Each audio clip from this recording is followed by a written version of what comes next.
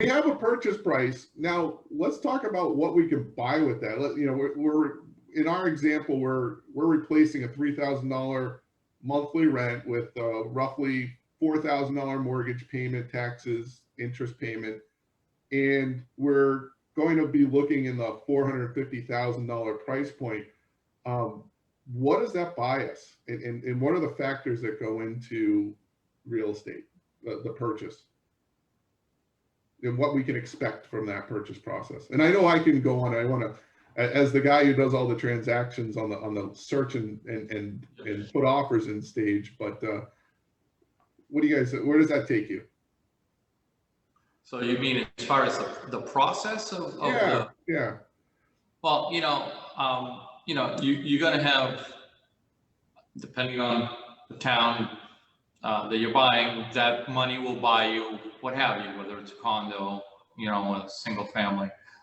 So you're going to go out with, you're going to come to me. We're going to do the numbers. I'm going to give you the pre-approval letter. I'm going to reach out to Jason. Jason will start that search, regarding your needs, right? Yeah. And then as Leo, mentioned in the past, the next step would be you would make an offer on that property, which and Jason's going to help you go through that process. There will be at that offer, you're going to contact me, and we're going to start the official application process for that property, right? So the calendar keeps moving. You're going to have historically, you do a home inspection on that property, and then you are going to sign a purchase and sale that Leo's going to help you put together, right? Once that purchase and sales is done, or between the offer and purchase and sales, depending on how you want to do it, you as the consumer, when you want to start this process, there will be an appraisal that historically is ordered, right? So the appraisal is ordered. While the appraisal is coming back, you're going to be working back with me to get updated documents, updated bank statements, updated pay stubs. We're going to have to show the lender the funds coming out of your account, or where the funds came from into your account, or whether you had it, whether it was a down payment assistance, whether it was a gift from a family member, right? There's a lot of options we can utilize.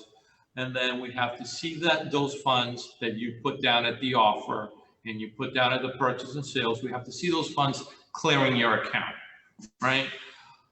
We submit that loan to the underwriting department. The underwriting department issues a conditional commitment, and we call it conditional at this point in time because they might want to see a few other things. They might want to see another updated pay stub, or they might want to, they have a question on something on the application or on the property, right?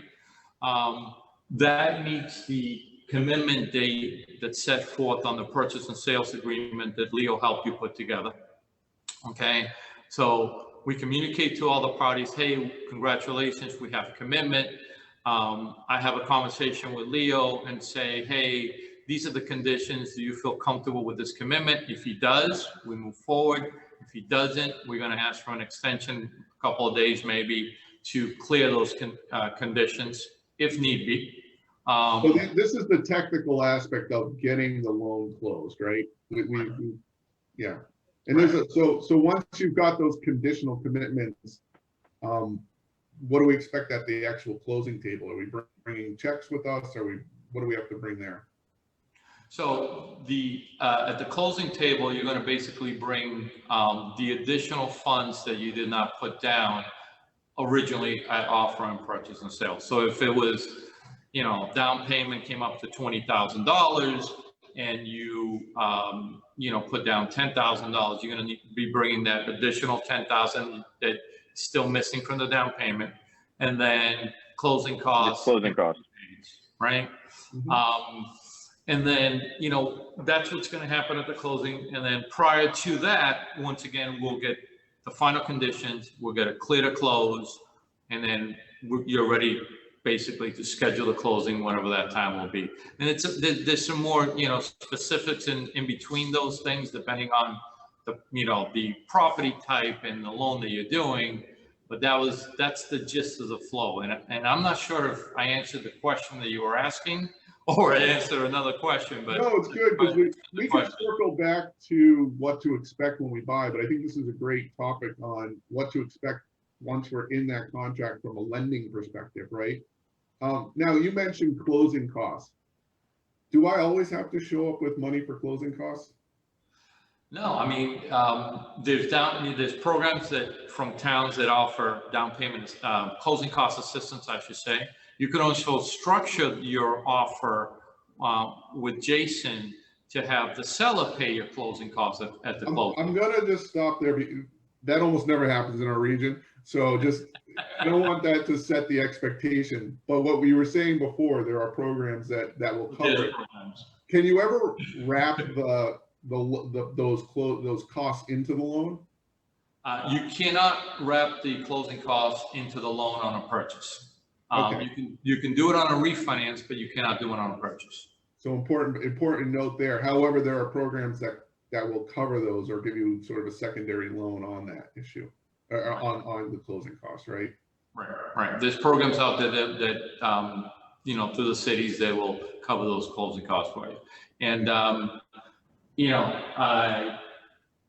it's always a matter of analyzing what those closing costs are, right? Depending on certain lenders, right? So we at Prime, we will just charge you the closing costs that we're incurring to close that loan.